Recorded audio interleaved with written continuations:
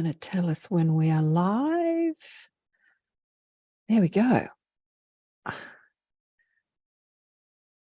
We are live, hopefully.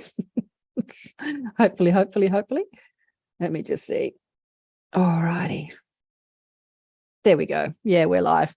Hello, everybody, and welcome to another online session in the Inner Sanctum online session with my very special guest teacher, Moonwalker Tucker. Welcome, Moon.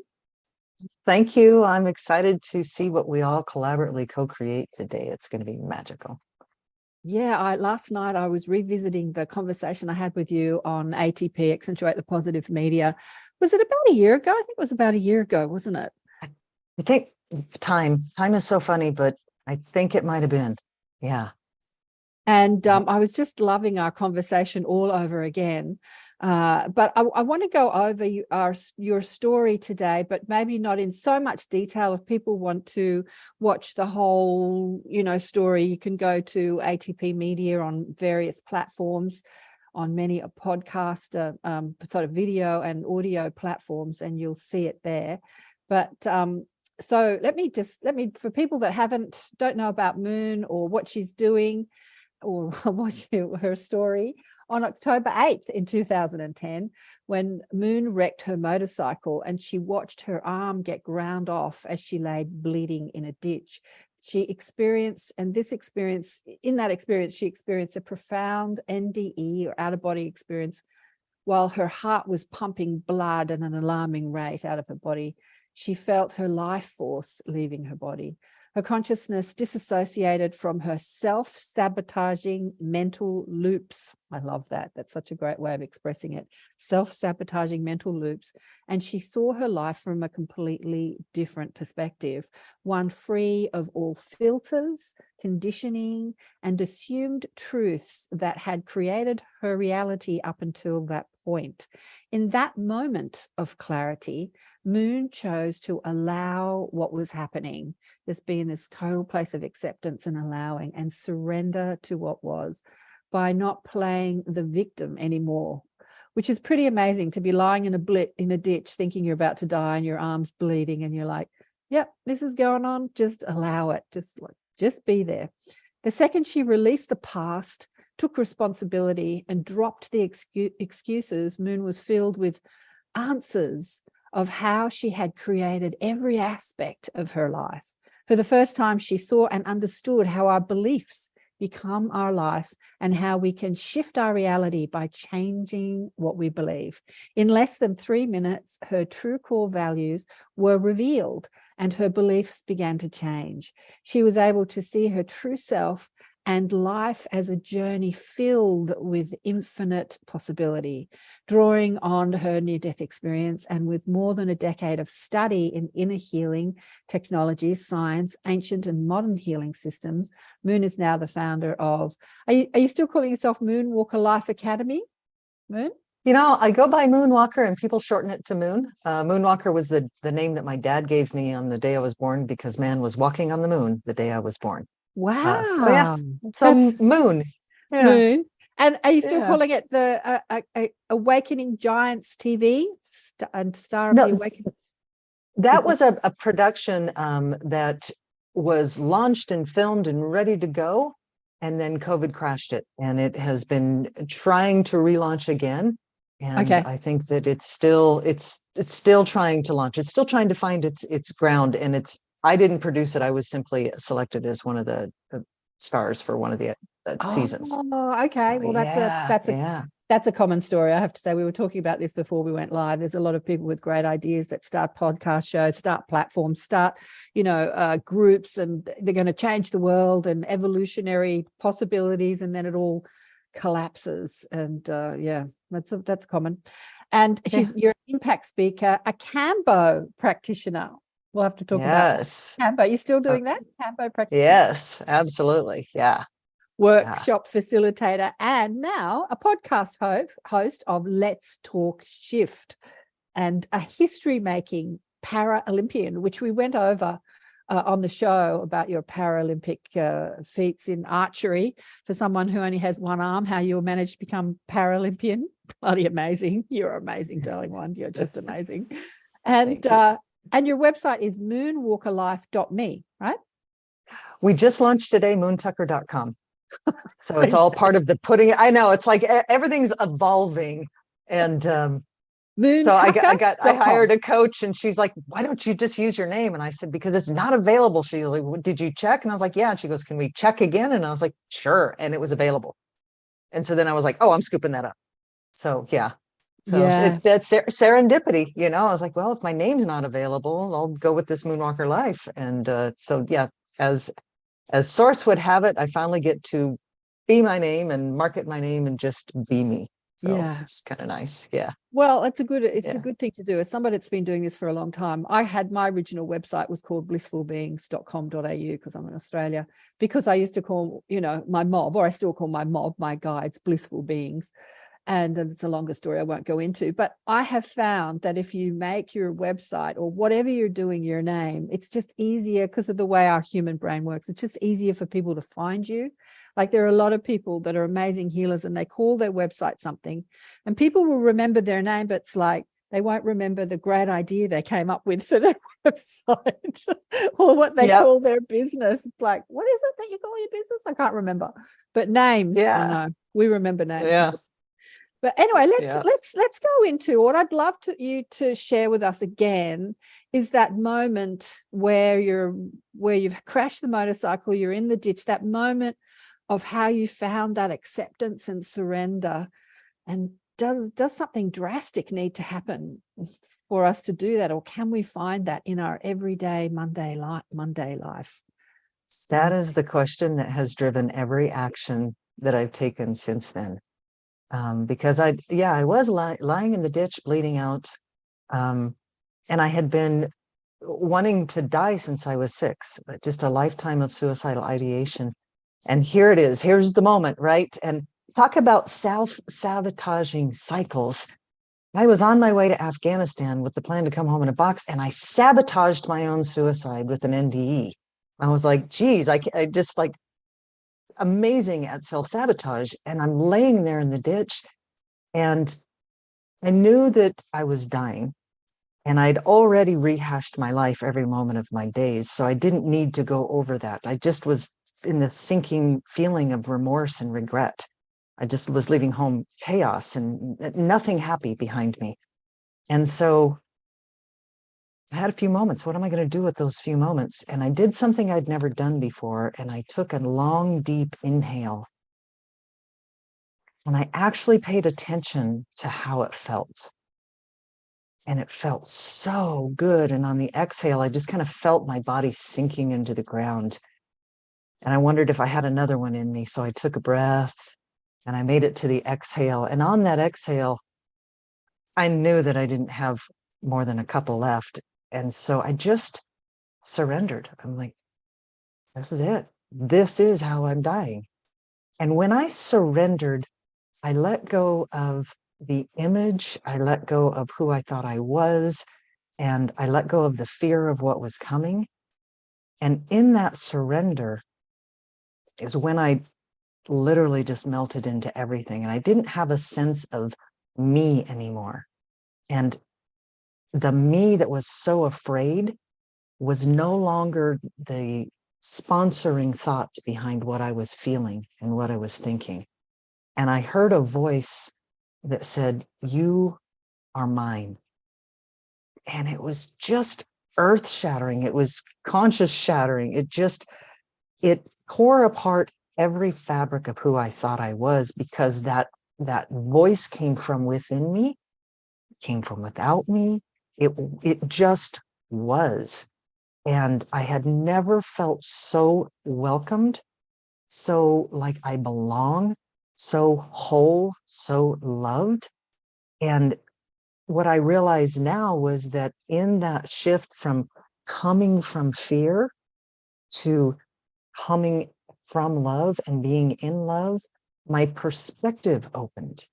And I was able to, without the stories that I had been living and recycling my whole life, I was able to look at my life from a higher perspective and to give kind of a picture for everybody, it was like those pictures you see from the satellites when they're looking at the planet at night, and you can see the lights and where more people are and there's more lights, and you can kind of see the roads. And so I was able to look at my life and look and follow every decision that I had made that put me in that ditch.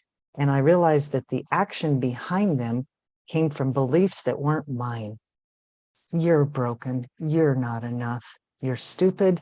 You're simply not the type of person who can be abundant. I mean, you are not lovable. Take the first man that'll hook onto you and do whatever it takes to stay happy. All of those stories that I had inherited from my community and my family, I realized were just tables without legs.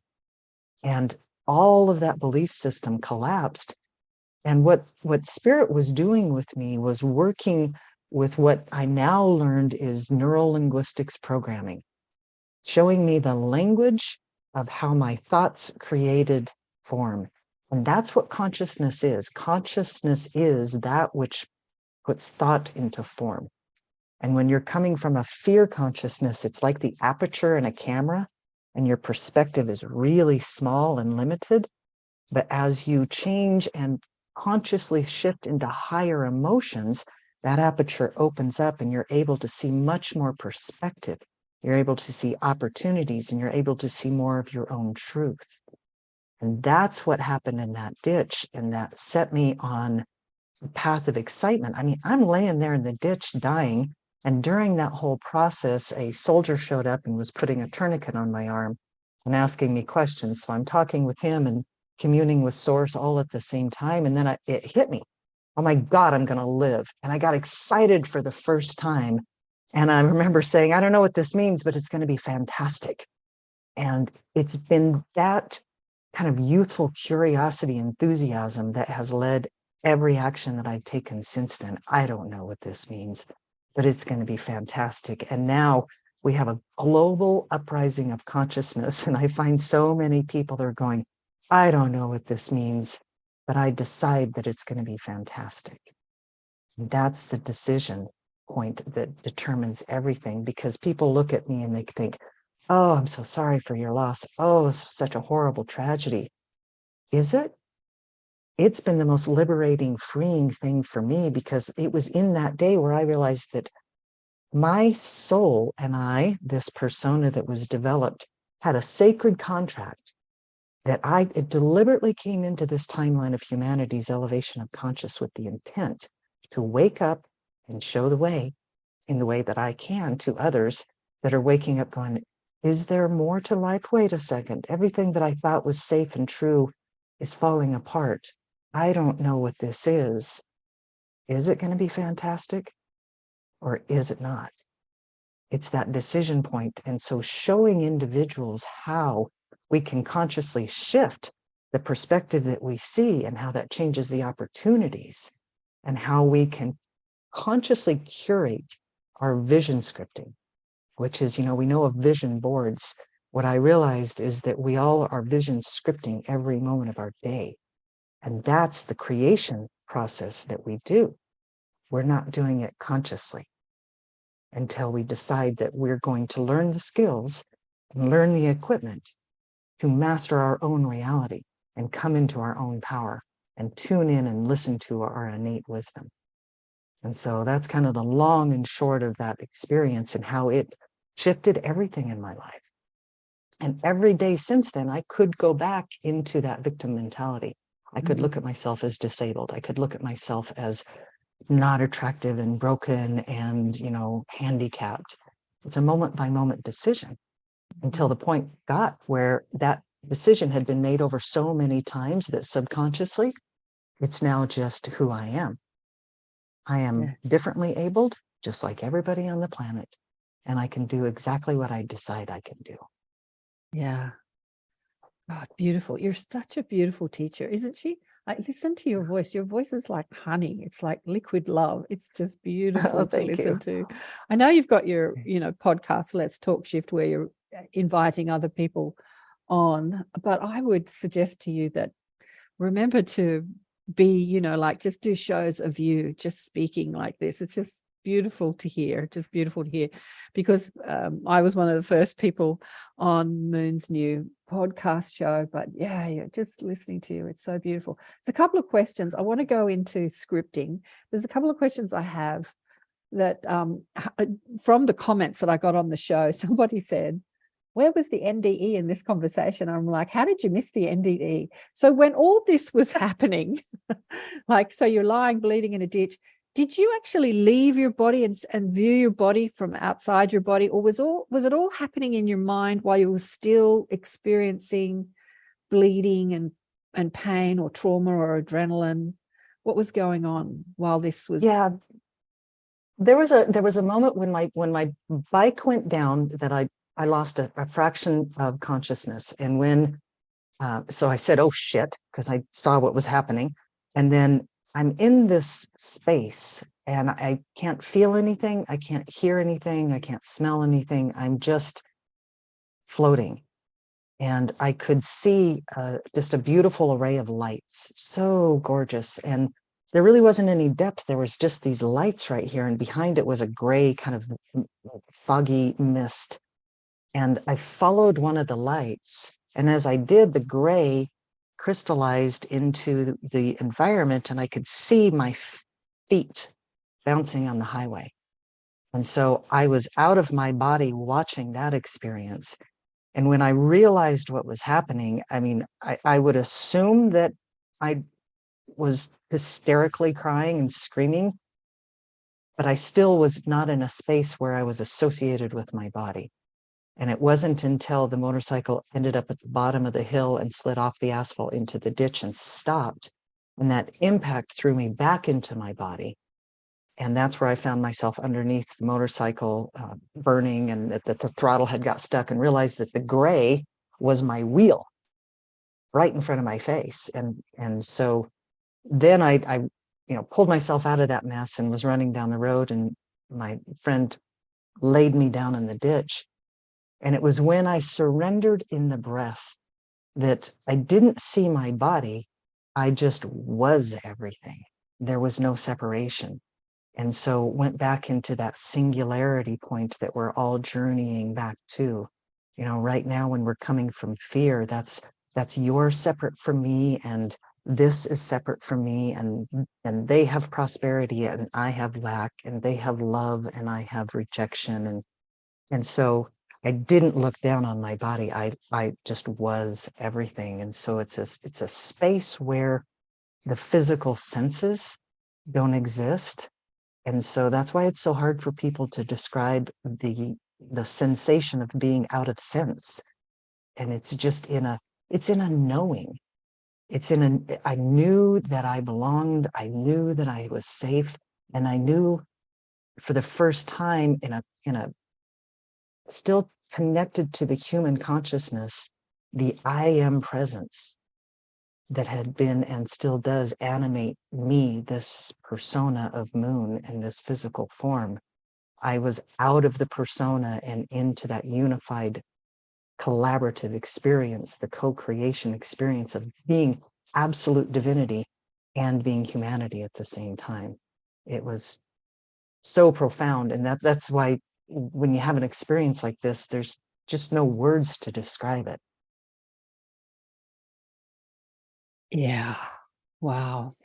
What I've noticed over the years of talking to so many people is that these profoundly expansive, spiritually awakening, intense, sort of acute experiences leave. And now that you have this understanding and knowing, experiential knowing, you still have to work it into your life. Like you still have to work on it. So how, because you said that you've worked on it so much that it's become the new default setting. Like the old default setting was, I'm not enough, I hate my life, default setting. And then so you had this, like, I can see who I am and I can see all these possibilities. But after the healing and the hospital and everything, you still had to work on it. Do you want to share with us what that looked like and how you did that? It looked lonely, very lonely, because I was in a military unit, and I'd just gotten stationed at Fort Knox, and I didn't know anybody. I was going through a divorce. My kids had abandoned me. I was alone, and it was a new unit, so we only had like 6 people and building it. And I had met my command sergeant major. He'd been there about 2 months, and I had met his wife twice. And I'm in this situation where I obviously can't go home and take care of myself. And for some reason, and I don't even remember why, I didn't really qualify for like in-care rehabilitation. So I went home with my command sergeant major and his wife, and I'm having daily nurses, and like I'm a mess still. I'm on methadone and I can't even function, and I'm getting debrided every day. And now I'm living with strangers who are very much in the thick of military. Everything about their life is fear and war and fighting and preparing for battle and death and fighting the enemy. And I have this consciousness of none of that is real. None of that matters. That is so limiting. Like, let's just explore love, but I didn't have the vocabulary for it.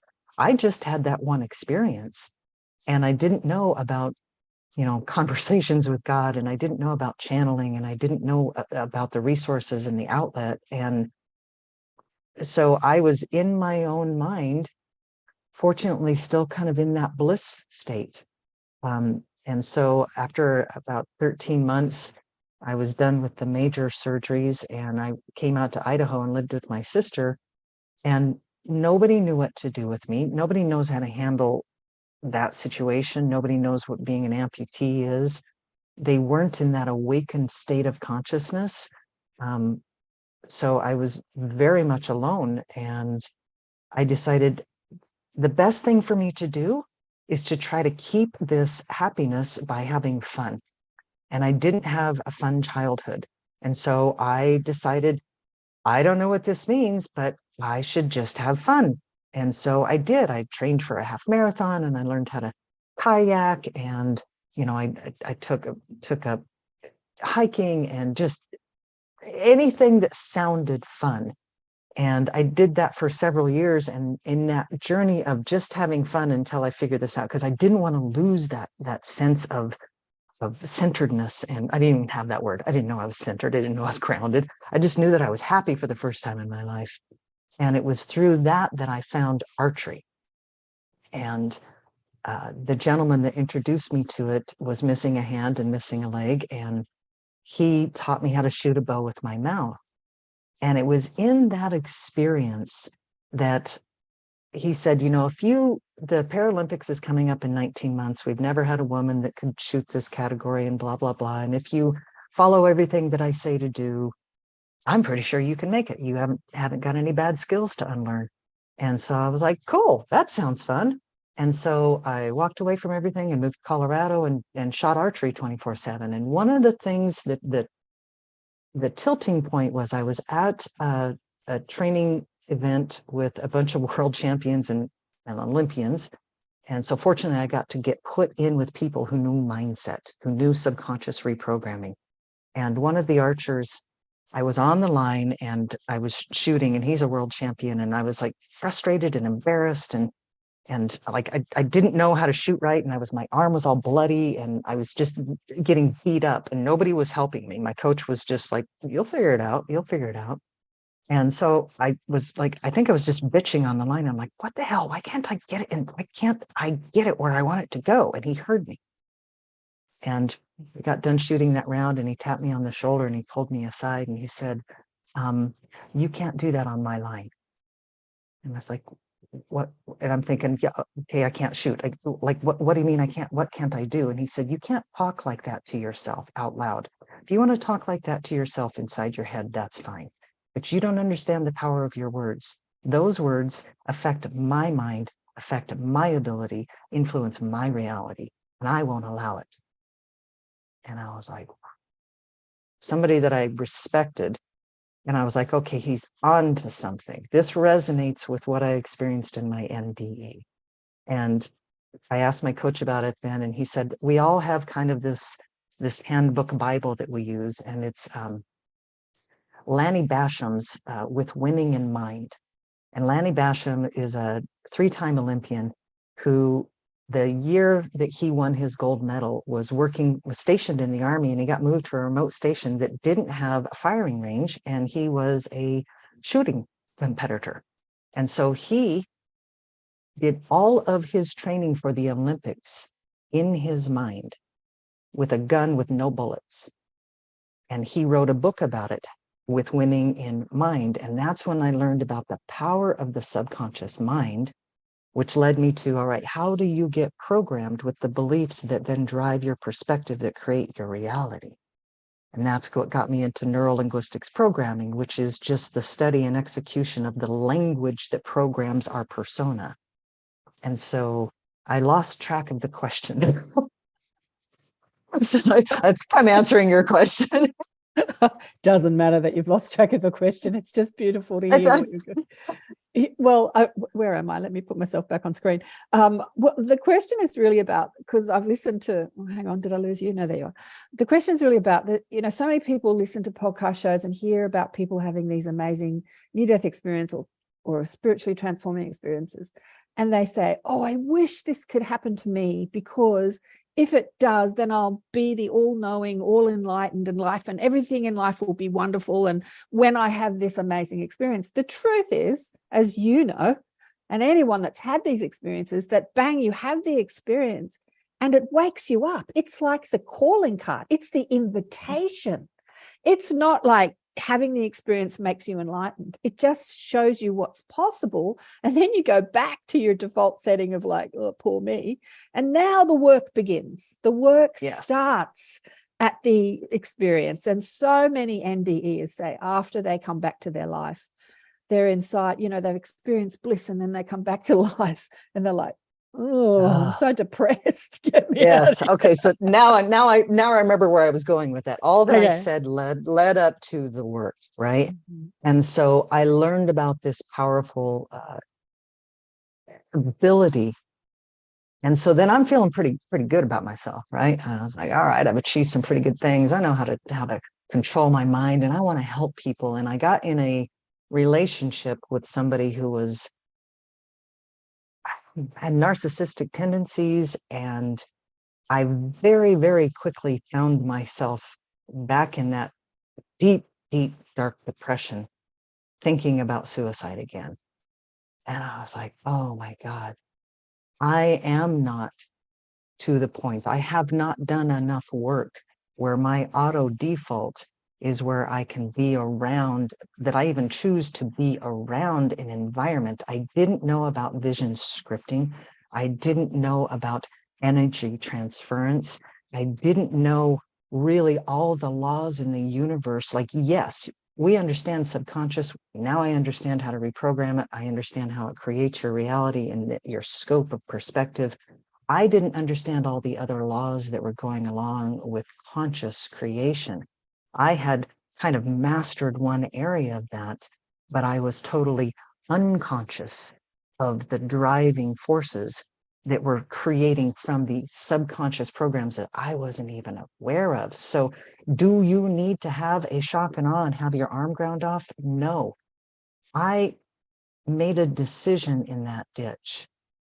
I came out with what the clinical industry calls post-traumatic growth, where a trauma transforms me into a higher consciousness instead of thrusting me into the dark depths of hell and despair. And I'm a fraction of the people that come out of an NDE. And we're starting to hear more stories of people that came into an awakening and an enlightening stage. But you don't have to have a trauma. What you do have to have is a moment where remaining the same is more painful than the change. And you do have to have a moment where you make a decision. And a decision is different than a choice. A choice is you're picking between two things, and there's no clarity into which one will make it better than the other. And so you try this one, all the meantime kind of having this one in the hip pocket, right? A decision is a cutting off of. I decided that I was going to stay in that bliss, and I would do whatever it took to learn how to stay in that happiness and in that awareness. And that's where the work began. And when I found myself in that dark night of the soul again, it came back to, I have now made a new decision that is taking me back into the old patterns. So how did I get out of the old patterns? I made a decision. So I had to redecide. And when you make a decision, you cut off everything that doesn't align with what you want. Like when I got out of the hospital, I severed all ties with every friend I had because I realized that they were an essential ingredient in the life that I came from. And if you want to make a apple pie, you don't bring beef stew and put it in there, right? There are certain essential elements. And so I had to let go. I decided to let go of everything. And those were hard conversations to have because I worked with these people. And I just simply told them, I'm going through a change and I don't feel good in this relationship. And I don't think that you're a bad person, but I am figuring me out. And I'm finally, for the first time in my life, choosing to listen to the voice within that says, I need to heal me.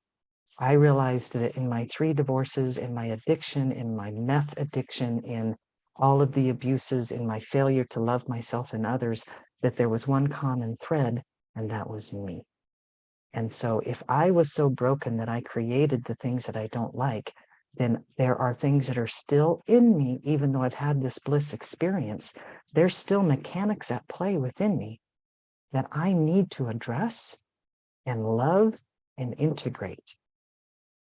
And so that you don't have to have a trauma, but trauma is the thing that our divine soul, we agree to experience to get us to that awakening point, to get us to that point where staying the same is more powerful, more painful than changing. And I tell you what, the moment that I started going, all right, after that second night of the soul, I need help. And I asked Source, I was like, I don't know what I don't know. And I need support. I don't know what I don't know. And so then synchronicities started happening. And I started meeting people who was like, oh yeah, I read this book and it really helped me. And oh, have you heard about this? And I got an opportunity one day. I came out of a meditation and I got the hit to open Facebook. And my ego popped up and it's like, wait a second, you just meditated. You meditated because you're trying to get away from that social media feed, right? You cannot, spirit cannot be telling you to open Facebook. That's just wrong. And I got it again. I kind of resisted. And then the third time, and I have this like guiding thing. If I get a hit 3 times, I'll follow it. Now I've since been able to narrow it down at what a true inspiration in spirit is different than motivation. Motivation is to get away from something you don't want, and inspiration is the spirit pulling you something that you do. And so I opened up Facebook, and there was a friend of mine saying, I have these tickets to this NLP, neuro linguistics seminar in LA. I can't go. You would have to leave tomorrow. Does anybody want it? And I'm like, me. And so I got in the car the next day and went out and absolutely fell in love with it. Came back, did some things, picked up a friend that I'd only met once or twice because I told her about it. She's like, that sounds interesting. I was like, let's go. And so we went and spent a week, and then we went and spent 2 weeks, and we just started studying NLP. And I started meeting people that slowly expanded my awareness into what's possible and what the inner workings of the heart and the mind and the soul are. And then eventually, what are the universal laws? And then eventually the quantum science that's showing us how powerful we are. And so it's the quality of your life really is based in the quality of your decisions and the questions you ask yourself. So don't ask for a trauma. Ask for the inspiration. Ask for the support. Ask for, I don't know what I need, Spirit, help bring it to me. And the minute you ask for that, you're going to start getting opportunities.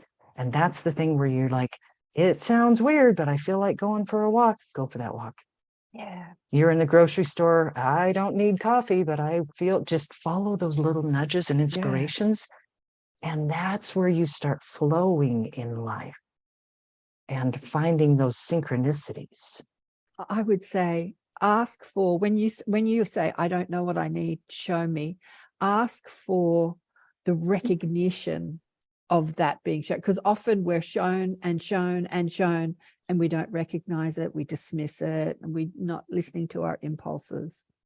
Yeah, So I did that the first time. I was like, all right, you've got to show me, and you've got to make it so obvious that I won't second guess it, because right? I was getting the inspiration to quit my Department of Defense job, but I was like, nobody's going to hire me. I still have like months of surgeries left and all of that. And so finally I just threw this fit, literally throwing things in the house. And I was just, oh, right, fine, screaming. I was like, if you want me to do this, then you have to make it so clear that I can't miss the sign. And the next day I was fired. yeah, there you go. Being fired is definitely, that's so common. And then people get so upset about being fired from a job or a place that they're no longer a vibrational match to, they're no longer in alignment with, but they're connected to that security of the money and the known, connected to. You were talking about, having the talk with the friends. I was thinking as you were saying that, you left the friends. For me, I changed so much that the friends left me. They had that talk with me. I was feeling, after years of doing this spiritual work, so proud that I still had school friends in my life that were not into it. In fact, skeptical, atheists, and called me stupid and crazy, and were to my face rude, saying, we just think that everything you believe in is bullshit, Karen. And I was proud that they were still in my life, because I felt like we're all the same, we're all love. But at some point I became so difficult for them to be with. They said, we don't want to know about you anymore. And I'm like, Yeah. okay, that's the sign that I got to let go. Yeah. So yeah, it was interesting. That's happening on a global scale, I think, Karen. And I would really like to hear from those that are in attendance when we do the Q&A. Is that going on in your life? Because when I came back from Mexico, I have had a 99.9% mass rejection from family and friends that are just flat out. My mom hasn't spoken to me since I've been back. I've been here 10 months. She hasn't seen me once. Right. She does not want to be around me. Yeah, interesting. And I just did a video on it yesterday that I'm going to put out tomorrow on the process that I'm using to work through that. And I'd love to share that with the group if you're open to it. It's just a three question framework. And because I was talking with one of my friends, I was like, I want closure. I want her to have closure. I don't want her to have anxiety about trying to pretend in this relationship. And as we worked through it, what I realized was, I want closure for me. I don't want to have the anxiety of waiting for a phone call that's never going to come. And if it does come, it's going to be like the last 3 in the past year, where it's 60 seconds. It's awkward. She can't wait to get off the phone, and she just checking a box, right? Yeah. I wanted to be free from that. And, me saying I wanted her to be free from anxiety is assuming that I know what she feels, and I don't. Yeah. Well, Really let's talk about that. I did want to get into the scripting, but this is the topic that we're on. So let's talk about that, because I'm sure people that are listening and watching have felt like I was talking to Sam, there are people around you that think the same way you do, that understand. And it's a big topic when you have these understandings and awakening, if you would like, and then other people around you, friends and families, don't resonate with your way of thinking and believing anymore. So go into that. Yeah. So vision scripting, vision scripting is a series of tools that you use for what we'll talk about. It's curating your environment moment by moment in a consistent, conscious way. And so for me, having this lingering anxiety about, when is this relationship going to end? Is it going to be a blow up? Are we just going to do a passive aggressive fade off, and then we talk to each other at like next family funeral? What is this going to be? And so that was an energetic interruption in my day that just, And so my friend Tiffany Eller was sharing with me this process that she learned at Landmark. And it's 3 statements. I have been pretending that blank, and you fill in whatever it is that's irritating you that you've been pretending about. So for me, I've been pretending that it's okay that we are not addressing our relationship, and that I don't feel seen or valued or appreciated or loved. And then the second part of that is, but in truth, I don't want to feel anxious about our relationship. I don't want to feel like I can't fully be me and all my mystic, spiritual, quantum stuff that I love that gives me so much light. And so I'm opening up the possibility is the third part of that. So I'm opening up the possibility, and what I'm filling that in with is that we can create space to honor each other in the relationship that we've had, and we can let each other go in love. And once I worked through that process, I've been pretending that it's okay that I feel like I'm being spoken at and not connected with. But in truth, it doesn't feel good, and I don't want to feel this way. So I'm opening up the possibility to let us both heal and love and honor each other and get closure in this relationship and move on. And so that's part of that vision scripting, because since I've done that, when I think of that relationship now, I immediately go to that possibility that I've opened up. And I'm going to send her the letter and flesh that out in the words that come on paper when I write it. But now I have scripted a different story for our relationship in honoring the sacred soul contract that we've had. And so you can do this in any relationship. And I've got friends that I'm going to do the same thing with. I've been pretending that it's okay that you have avoided me since I got back and you won't talk to me. But in reality, it doesn't make me feel good. And I don't want to experience this pretend passive aggressive experience anymore. So I'm opening up the possibility that we can honor the relationship that we've had, love each other, and move on, and not try to hold on to something that's obviously not in alignment with each other anymore. And so that's a process of taking back your power. And in those statements, if you're coming from an I, I've been pretending that this is okay when reality it isn't. Because if you go on and say, because you don't see me and you don't honor me and you don't like me and you put me down, we can't change other people, and I can't assume where those behaviors are coming from. But if I say, I feel this way and I don't feel heard and I hurt when this happens, then these are all I containers. And so I'm not making her or anybody else feel bad. I'm simply acknowledging what we both are not acknowledging and giving space for healing. And, I know that it takes a huge burden off of me. And I would assume that it will take a huge burden off of them. But if it doesn't, that's not my responsibility. Does that make sense? Absolutely makes sense. I was thinking as I was listening to you that where I go when I'm thinking about stuff that's harassing me is I try to draw back and get the broader perspective of spirit, in that every single human on the planet is this luminous love and light and infinite potential. Electing to forget that, and how long they forget that is their choice. And just like the spirit guides or your source or your higher self is always, we said, make the question, please let me know when you're guiding me. They can knock themselves out trying to wake people up, but we live in a free will universe, and we can elect never to wake up if that's what we choose. And we've got to, as people that are attempting to remember who we are, we've got to honor that free will. We've got to honor that people want to stay in their resentment or their separation consciousness. Yeah. And that their soul is in charge of all that. And just seeing them as spirit rather than the relationship, the identity. You're my mother, you used to be my best friend, you used to be my husband, partner, seeing that what we think we need from those people. You need to listen to me, you need to love me. No, you're a soul, electing to forget you're a soul and just caught up in the game, in the drama. Yeah.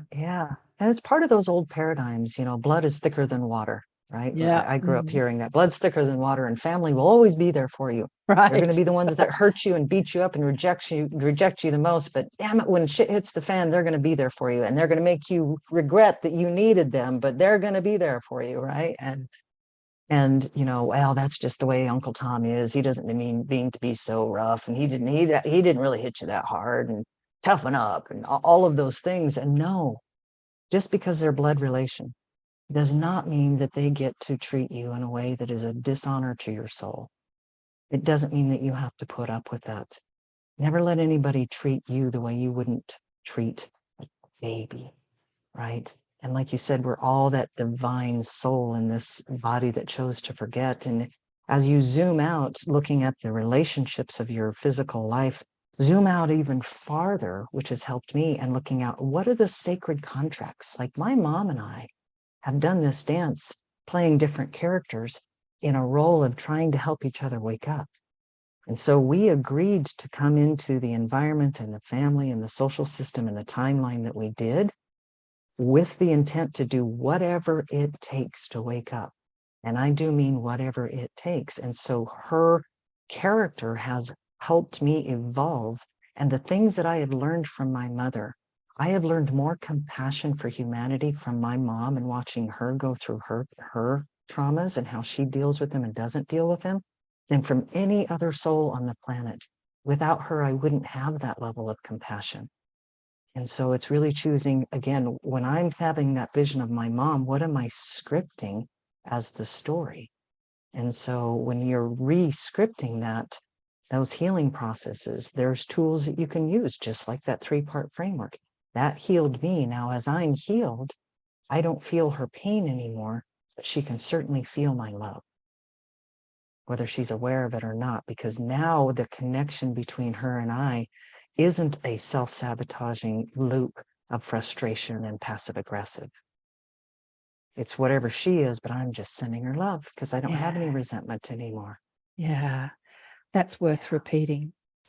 I don't feel her pain anymore. Say that again, but I definitely feel. I don't feel her pain anymore, but I feel her love because that's what I'm sending. Yeah. I know it's there and she is trapped in her fear and I can't save her. But the thing I can do is I can heal me, which changes the vibrational patterning between the two of us on an energetic level, whether we ever see each other physically or not. The frequency has changed. And that may push her even further away from me, but it's okay because she's no longer getting anything that supports that fear from me. Exactly. Yeah. The cats come to visit. So no questions from any of the platforms. I notice everyone's mesmerized by your story. Nobody seems, there's lots of hellos on, a few hellos on YouTube. Has anyone got any questions? Direct? No. Here we go. Oh yeah. Have any of your, this is from Shirley. Have any of your old friends now awoken to reach out to you? Interesting.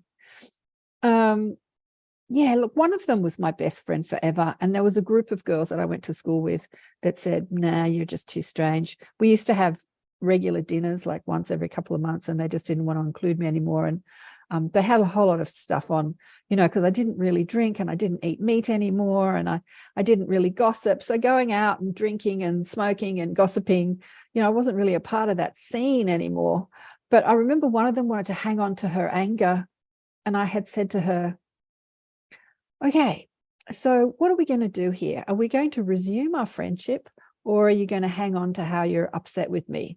Because I would prefer to be your friend than your enemy. And she is actually somebody that's really wise, but completely not awake to any of the conversation that we're having now. She thinks it's all crazy, but she actually lives an amazing truth. And she said, yeah. And in that moment, she just dropped it. Like she just dropped all the stuff she had on me. And I don't see her a lot, but every now and then, you know, we catch up and we still love each other to death. Yeah. So, yeah. And I love how you phrased that because instead of saying, you don't see me, or you didn't use any you statements in that, you said, I would love to reestablish the friendship. Yeah. Which just takes all that accusation away and just opens up possibility. Opens up and possibility. So no, nobody has come out of the shadows and said, I see what you're doing. I want to learn more. Really? None of your friends? No, really? no, Well, no. I had an interesting conversation with my ex-husband. So this is husband number 1. So this is going back, you know, 35 years. We broke up. It wasn't too bitter.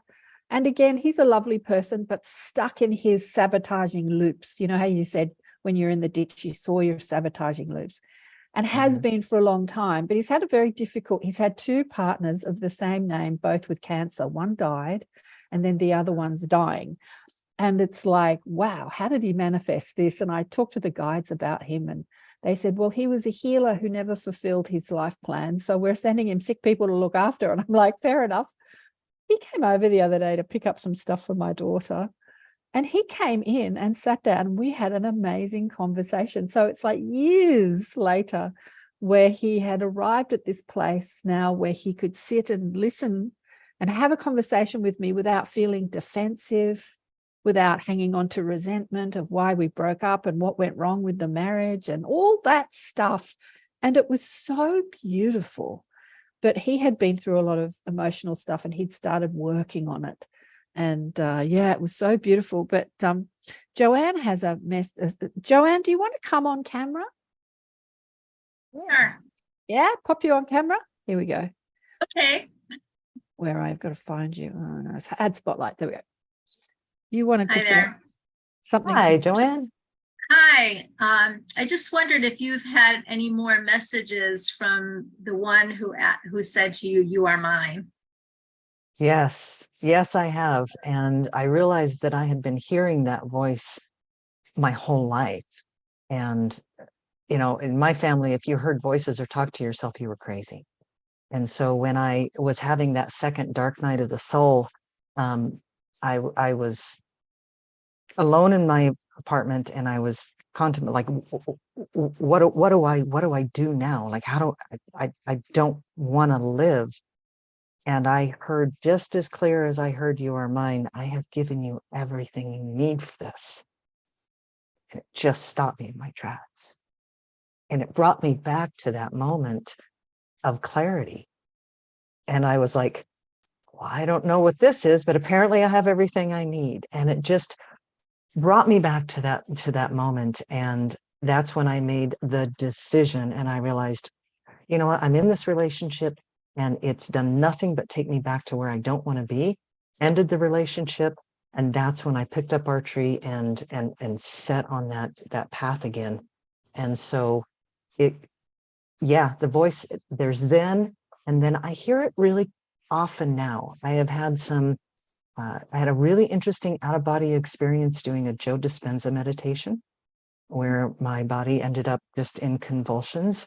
And I realized that I was kind of like out of my body just watching this happen. And I realized I was releasing trauma.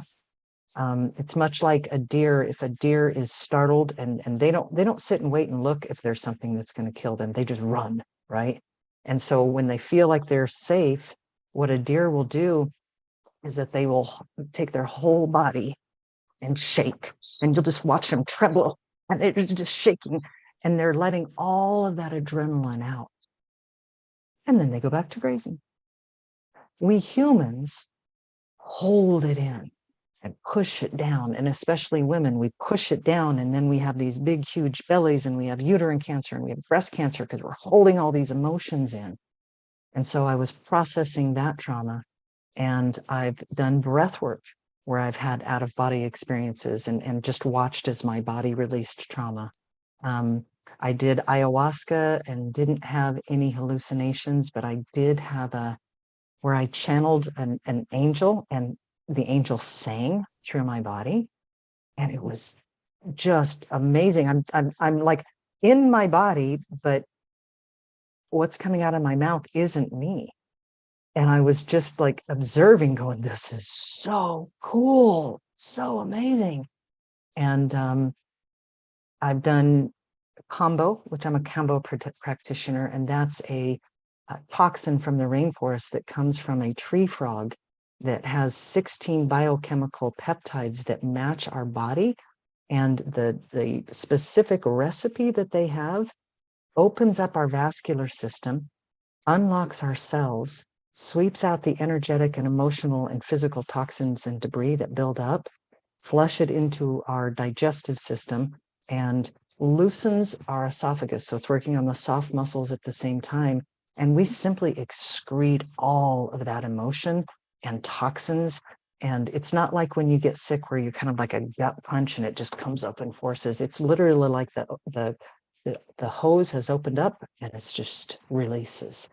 And that's one way that it can release. I've done like 12 different ceremonies on myself and releasing trauma through shaking, through yawning, through light language. So it's really frequent now to hear that voice audibly. It's frequent to now I'm starting to automatic write. I frequently just get a sense of knowing and these little internal nudges. And so it's getting to the point where my intuition is kind of blending with the identity of that voice and realizing that that voice was me all along. And so really starting to integrate my persona with the divine I am presence we all are. So yeah, I've had many. One time I had a dream. I woke up out of a dream and I was saying the treasure is within me. Yeah. And so I found, yeah, I can relate to the, not really interested in the things I'm interested in. But I think what it's done is it's put me on an inner journey where I need to go away within to find that treasure and my connection to the source, so. Yeah. What's your favorite way of doing that? Because there's no one prescription. How do you go within? I journal, and I do get some spiritual messages that come through that come from a voice, because writing is my strongest way of communicating, I want to say. So I've been getting messages that come through that are very spiritual, not recently, but that in the past that's been happening. And being out in nature too, definitely, I feel a connection. So that's beautiful. Yeah, I would encourage you to just keep exploring that because, right now we have so much support spiritually as a globe. We have so many angelic and alien and other consciousnesses and other expressions that are all here cheering us on, going, you can do this, you got this, and we've hit that tilting point where the consciousness in the world has hit a point where it cannot be stopped. And so as we step into, it's kind of like the course that I'm launching, Conscious Creation 101, is the driver's ed of our body, mind, spirit complex. When you take driver's ed, they're like, all right, here's a vehicle. These are the gears. This is all of the mechanics. This is the order that they go together. And this is how you get a smooth action by this step first and this step first and this step first. And now this is how you control your body to co-create that experience with the vehicle. And so we have these innate systems and mechanisms within us that we have forgotten about for millennia that are now waking up and being activated in people. And so we are getting the most unique skills and gifts and ways of sharing our spiritual journey and supporting each other. And so I would encourage you to, it's going to look, whatever your expression of your divine purpose is going to look way different than anybody else's, and it may look way different than it's ever looked for humanity. And so I'm excited that you are honoring and acknowledging this is how I receive messages. Thank you. Thanks, Joanne. Thank you. I just love your voice, Moon. I'm just so I think you would be great doing guided meditations and just to listen. Oh, I love your voice. It's just like honey. It's beautiful. Sam has a question here for you. I'm going to remove. Yeah, hi. I've got a question about, have you ever had like a third eye activation? That's interesting because, and I've wondered that too. I think I was so blown open in my near-death experience that, when I was talking with the shaman, I was like, why isn't the ayahuasca doing anything? Because like everybody's like an hour and a half, 2 hours into their experience, and I'm sitting there getting tired because I'm just sitting there in the mountain, And what he shared with me is like, well, you're already there. And boy, did my ego push back on that. I was like, you can't tell me I'm enlightened. You can't, I'm not, and that's when he helped me just open up to channeling that angelic voice. And so I think I have had a third eye activation, but I can't say, well, this is how my Kundalini rising happened, right? I don't fit a pattern. And that's why I encourage people to explore whatever's coming through to them in the way that it's coming through to you, because we no longer have this linear path of how things are happening. We no longer have to meditate for 10 years and then go sit on the Himalayas and then do yoga and then like turn into a vegan. And, you know, we can simply be Eckhart Tolle and who breaks a pencil and just boom is enlightened, right? It's like whatever our soul's desire is, be open, be curious, and allow and have fun. Like through fun is how we open our third eye, I think. You know, when I was in that ditch and I just stopped resisting was when I connected with the divine I am in me. So I hope that answers your question. And I'm going to get my power cord because my computer is saying we're about out of here. Resistance. This is one of Deepak's quotes. Resistance is like a wall holding back the flow of love. One of my favorite quotes. Yeah. Let me ask you, Sam, I'm a bit curious about you. Have you had any of these extraordinary experiences or spiritual experience or any third eye openings? I mean, I've been trying to open my third eye like quite often. I mean, I know that some people I know have actually done it, and I was surprised. I was surprised that they hadn't even told me that. But like they said, they'd done it actually just by not thinking about doing it. So like, because when I was doing it, I was thinking about where it might be, but then that might actually make it not happen. So you have to kind of not think about it, and then it will work. It just seems strange. Let me ask you again. Why do you want to open your third eye? Well, because I know that you can see other times and places, and stuff like time travel is kind of my favorite kind of topic and thing that I've always wanted to. So that's why. Yeah. Any advice for him, Moon? You know, I think that what you said was perfect, Sam, in the advice that your friends gave you is don't think about it. Because when we think about like, and I've done some meditations where like my third eye starts tingling, and then my mind is like, oh, well, this means. And as soon as it defines what it means, it limits the scope, right? And so that's why doing practices like breathwork and yoga yin, where you can simply observe the sensations in your body and not judge them. You know, the sensation of an itch isn't something that's calling to be scratched. The sensation of a cramp isn't something that's calling to be massaged. It's the sensation of wanting to move isn't a sensation that needs to be moved. It's just a sensation. And so practicing that skill of observing the sensations in your body without judging or labeling allows me then, when this sensation happens here, to just observe the sensation without labeling it and constricting it. Yeah. Yeah.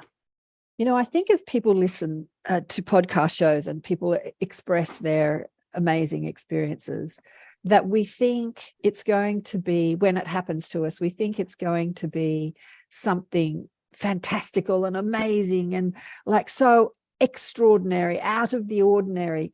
But actually, while you're experiencing it, it feels so normal. Would you say that, like, would you say that when that happened to you, it felt like not even just the NDE, but all the other, experiences, it just feels so natural and normal and not extraordinary, like it's just happening?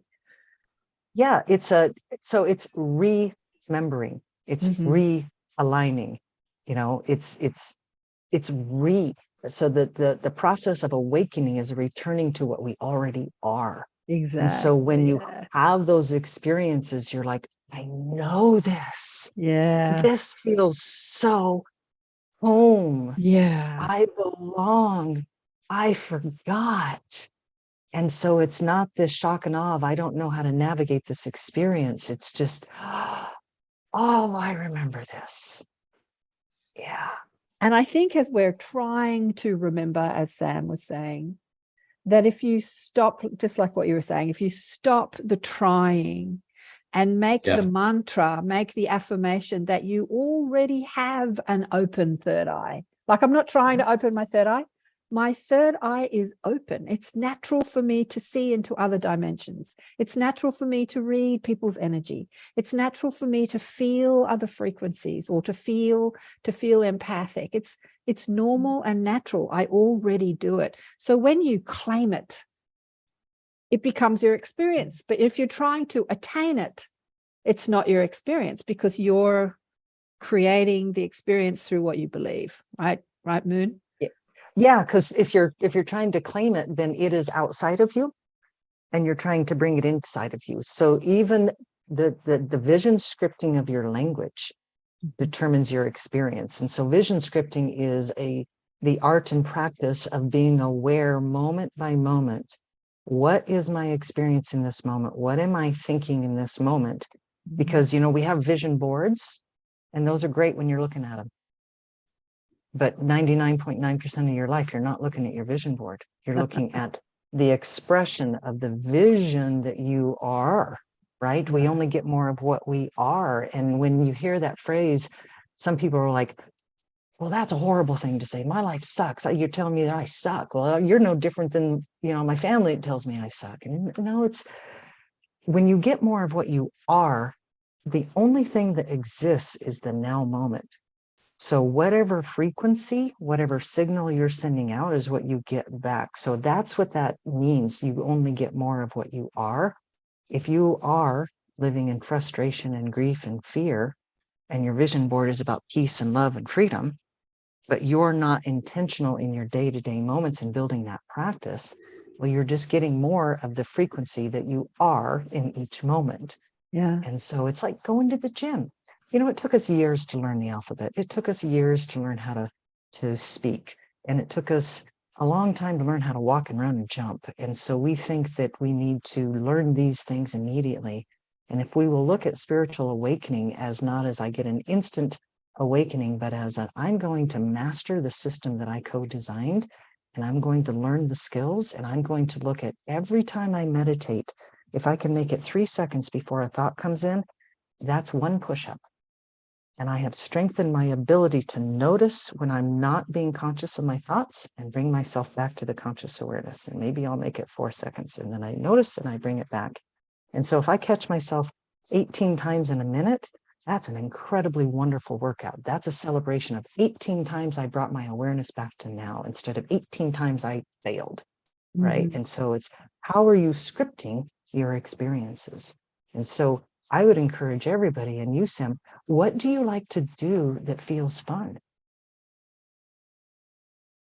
Yeah. What do you, when are you having your most fun? Well, I suppose when I'm doing things I enjoy, like art, writing, playing games, walking, lots of things that like that, because I'm kind of quite an introverted person. So yeah, I'm quite good at doing things when I'm more being independent rather than having to. So yeah. And yeah. when you're writing and you say you're quite good at writing, what does that mean? Well, writing in I quite like creative writing. So yeah. And is that something where it's a lot of work, or does it flow from you? Well, I'm focusing more on how to get there. So I'm doing more work, I guess. Yeah. So if you're doing that and you're enjoying it, in the moment that you're enjoying it, there's probably a sense of flow where it's easy and enjoyable. And in those moments, you're channeling creativity through your third eye. Yeah. Yeah, exactly. Yeah. And so you're like Karen said, your third eye, everybody's third eye is open. Yeah. How big, how aware, how many times we intentionally do things that allow that is the difference. Yeah. Notice when you know things that you can't know. And the more that you notice what you notice, notice what you notice, notice what you notice. The more that you notice, the more it grows. Yeah. Thanks, Sam. I'm going to end the live now, and we're just going to have a chat with the group where we are. Have you got anything you want to tell people who are listening to the live about what you're doing, what's coming up? You've got your podcast show, Let's Talk Shift. Let's And, talk shift. you know, I wanted to Yeah. ask you something. Your cover, you turn people into cartoon, like image, like drawing. Is that a program that you've got? Like Yeah. you made me look about 20, and I'm like, oh, that's hilarious. Because I know. because like it takes away all your wrinkles and everything. I'm like, oh, that's hilarious. I look about 20. It's a shame that when Yep. people actually go on the show, it's like, oh no, she doesn't look like that at all. But is You that a know, program? it's cartoon me. And Cartoon I me. I found it fun, It is fun. because I want to curate more fun Yeah. in my life. And a lot of times when you're talking about the shift in consciousness and the shift from our old life to the new life that we want, it gets kind of burdensome and it gets kind of drudgery. And we bring in old habits of competing and comparing and then, you know, thinking that, well, this person achieved this in this timeline by doing these steps, and I did those steps and I'm not where they're at. And so it's just, we're all a persona. You know, let's all just have a little bit of cartoon fun and stop taking things so intensely serious. And so, yeah, I kind of like the cartoon. So I think it's fun. So Yeah. cool. Pussy saying goodbye. Goodbye. Oh my goodness. So This yeah, cat doesn't leave me alone. But I want to say thank you to all the people that have been watching the live stream and are watching the recording. And it's Moon Tucker. No, it's Moon. Yeah, so it's moontucker.com. moontucker.com. Yeah. And if you want to go to services and get on the wait list for the conscious creation course, just go to the services tab and just click the get on the wait list. And so you'll be notified when that course goes live. And I've got some other things rolling out with that. And I specifically work with women in groups. So that program is coming up because I believe that bringing back the women's circle and bringing back the matriarchal wisdom and healing and bringing our individual gifts to the collective. There are communities popping up around the world, and it is time that the nurturing, wise matriarch come into our power and we establish the community guidelines of how do we nurture ourselves and the men that are wanting to heal. How do we align with them and do this together? Because it's not the divine feminine versus the divine masculine. It's Right. let's all heal and bring the community back to oneness and wholeness. Beautiful. Yeah. Beautiful. Thanks again for everybody you. watching the lives.